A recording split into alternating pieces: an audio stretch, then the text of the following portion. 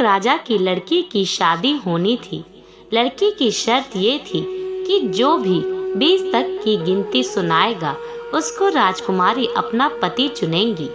गिनती ऐसी हो जिसमें सारा संसार समा जाए। यदि नहीं सुना सके तो उसको 20 कोड़े खाने पड़ेंगे और ये शर्त केवल राजाओं के लिए ही है। अब एक तरफ राजकुमारी का वरण और दूसरी तरफ कोड़े। एक एक करके राजा महाराजा आए। राजा ने दावत भी रखी। मिठाई और सब पकवान तैयार कराए गए। पहले सब दावत का मजा ले रहे होते हैं, फिर सभा में राजकुमारी का स्वयंवर शुरू होता है। एक से बढ़कर एक राजा महाराजा आते हैं।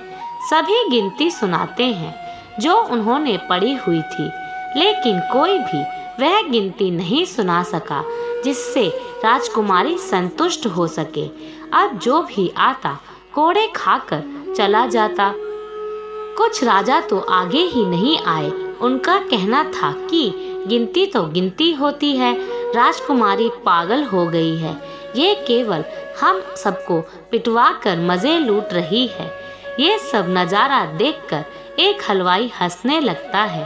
वह कहता है, अरे डूब मरो राजाओं, आप सबको 20 तक गिनती नहीं आती।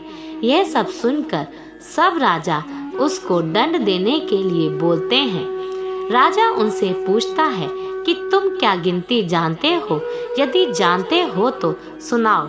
हलवाई कहता है, हे राजन, यदि मैंने गिनती सुनाई तो क्या राजकुमारी मुझसे शादी करेंगी? क्योंकि मैं आपके बराबर नहीं हूँ और ये स्वयंवर भी केवल राजाओं के लिए है, तो गिनती सुनाने से मुझे कोई फायदा नहीं और मैं नहीं सुना सका तो सजा भी नहीं मिलनी चाहिए। राजकुमारी बोलती है, ठीक है, यदि तुम गिनती सुना सके तो मैं तुमसे शादी करूंगी और यदि नहीं सुना सके तो तुम्हें मृत्यु दंड दिया जाएगा। सब देख रहे थे कि आज तो हलवाई की मौत तय है। हलवाई को गिनती बोलने के लिए कहा जाता है और राजा की आज्ञा लेकर हलवाई गिनती शुरू करता है।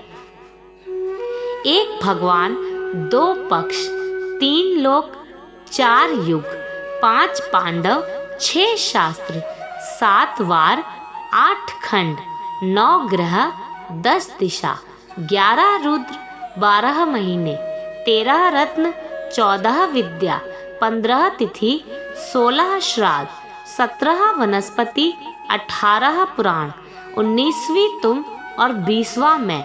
सब हक्के बक्के रह जाते हैं। राजकुमारी हलवाई से शादी कर लेती है।